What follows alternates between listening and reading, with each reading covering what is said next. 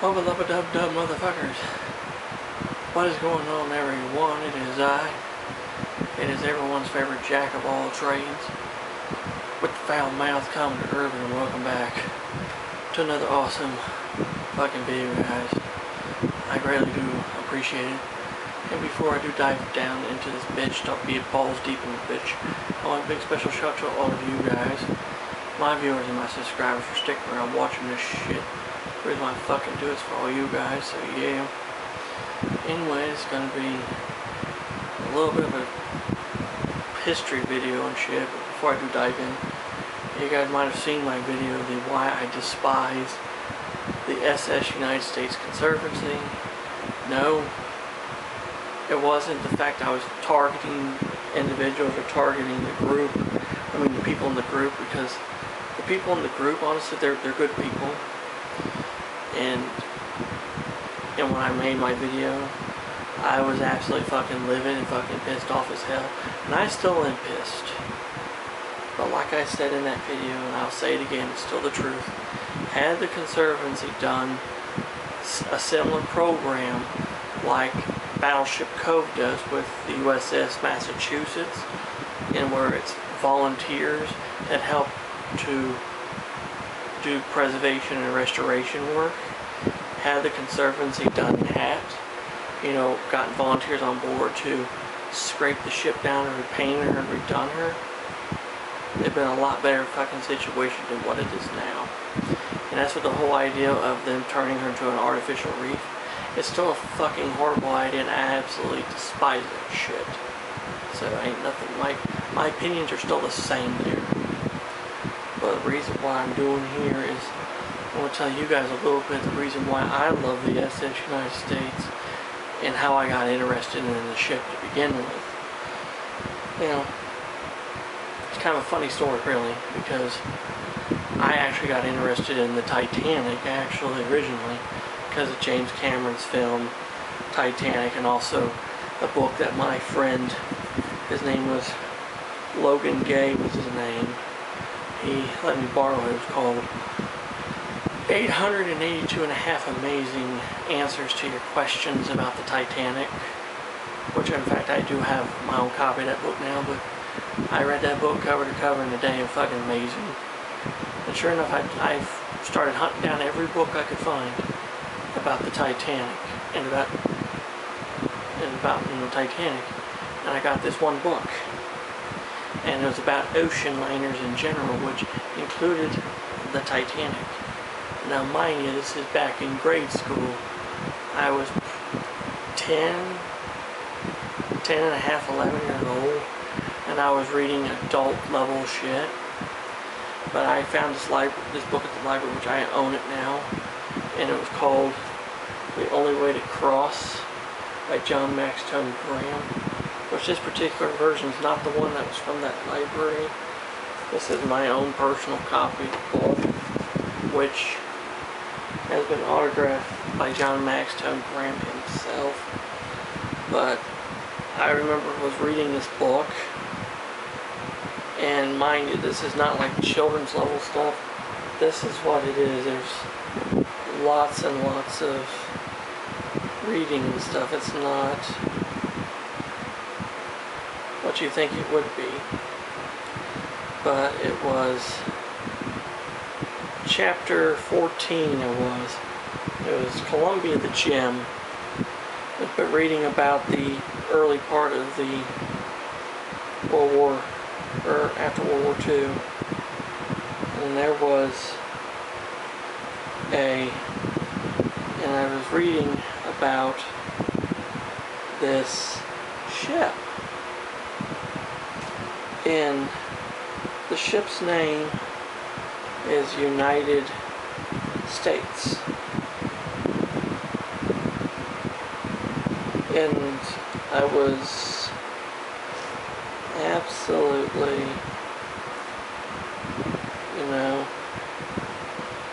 was absolutely just enthralled with this ship when I seen the pictures of her. And this was the picture that I first saw of her in this book, right there.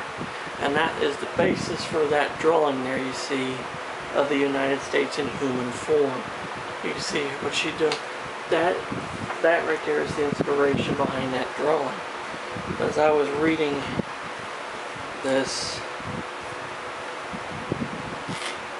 passage, there was a passage I can still remember even now. It says right here, the United States had a brace of sampan top funnels, together with a silhouette that seemed at first reminiscent of Gibbs's last passenger vessel, the pre-war America. Yet even when the tugs pulled her out into the river, her broadside perspective betrayed a definitive preoccupation with speed. Even at rest, the ship seemed to strain at the leash. There was a raked clipper stem and a hull that seemed as glassy smooth as an almost complete absence of rivets could make it. Her funnels, the largest ever installed on any boat deck, had not only a purposeful rate, but a massive no-nonsense strength about them. She looked a champion, all along the sweep of her 990 feet. Gibbs had created a mid-20th century throwback to the aesthetics of the German racers that had defied the British 50 years earlier. There wasn't an ounce of superflourished flesh on her, only a lean frame that hinted strongly at the blue ribbon. And I thought to myself, damn. And when I read that chapter and actually learned that the ship was still in existence, I got on the computer at the local library, because at the times before I had any personal computers and shit. I fucking got on the computer at the library and typed in on Google SS United States, and it brought up this plethora of photographs of the ship, beautiful photographs and stuff back when she was around during her heyday when she was in service. And then this thing popped up, this link. It was photographs of a gentleman had taken of the ship as she sat at the time. This was about mid to late 90s. And I was thinking to myself that the United States had been preserved, kind of like the Queen Mary. This is back when I was fucking ignorant and dumb. When I clicked on that link and seen those pictures, it was a whole different story. It was a ship that was stripped, a ship that was gutted, and a ship that just looked sad and distraught. I couldn't believe it. I'm like, how the hell could this been done to our ship?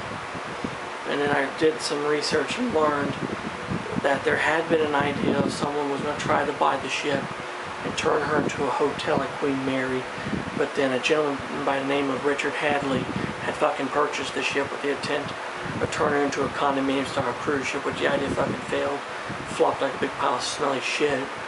And of course, to pay for bills and shit, he took a pristine liner and gutted everything he could gut out of her and sold it at a giant auction, which really fucked everything over. And so, seeing those pictures then, I mean, she looked really sad and derelict on the outside. But then if you see pictures of her as she is now, and compare with the pictures from then, she's gotten even nastier and shabbier looking. It's disgusting and really sad. I couldn't deal with it. But why I fell in love with that ship, though, was because she was ours. She was something we had built. We as a country have given birth to this beautiful icon of the seas. A once proud and strong symbol of American might is now sadly going to become the biggest fucking grief in the world. And it's just disgusting. And it is disgusting as shit, guys. Sorry, it's absolutely fucking disgusting as shit. And of course I did lose my interest in the ship, you know, all through, like when I was in middle school and even through high school, I had an interest in the ship. And of course, when I had to do my senior project, I did it on historical preservation, centered around this ship. And it was in the local newspapers, and the SS United States Conservancy even wrote a story about it. It was in their earlier newsletters and stuff. And that's when I met a lot of different people, which I considered them all my friends. And one of my, I'm most indebted into, is my good friend Russ Willoughby. And Russ, if you ever see this video, you know, hi man, how you doing? But he actually showed me that it's possible to own pieces of the SS United States, to own a piece of history. And that's what I've been doing since. I've been collecting items from the ship, collecting books, and everything I get my hands on about the ship, I do it. And the reason why I'm doing that, just like I said, I love the ship that much. I wanted to have something to preserve of her, you know. Especially now, since we're fucking ignorant as hell. We had all the chances in the world to save her and preserve her. And now we're just going to throw her away, and that's why everything I buy from the ship is something else I can preserve of her legacy. And it's just another reason that I really do love this ship. And plus the thing is, she's one of a kind. There was never two of them built. Like other ships, you had other ocean liners and stuff, they built pairs or even triplets. She was unique. She was one of. And it's just such a fucking shame to throw away a one-of-a-kind ship. For what? Because America, our fucking country, the United States, for which this beautiful ship is named after, didn't have the audacity or the creative imagination to will her back into life and existence. It's fucking shameful, guys. It's sad. But there you have it, guys. It's just a little bit of a backstory of how I got interested in why I love the SS United States. So, anyway, if you have any questions or comments about this shit I fucking do, leave them in the comment section below. I'll get back with you. If you're new to the channel like shit I fucking do, hit the fucking subscribe button, hit the damn notification bell. Never miss a video from yours truly ever again. And until next time around, this is Commodore Urban, saying a smooth season, clear skies, happy sailing with you, God bless you all. Take care, stay safe, be yourselves. Jesus is the good Lord, love you all very much. Until I catch you next time around, I'll catch you in a warm trade wind where hell everyone knows. Let's go Brandon, fuck Joe Biden, and fuck Comrade Kamala Harris and Tampon Tim Walz. They fucking suck. And let's go Trump and Vance 2024, and yeah, and God bless the SS United States. Thank you.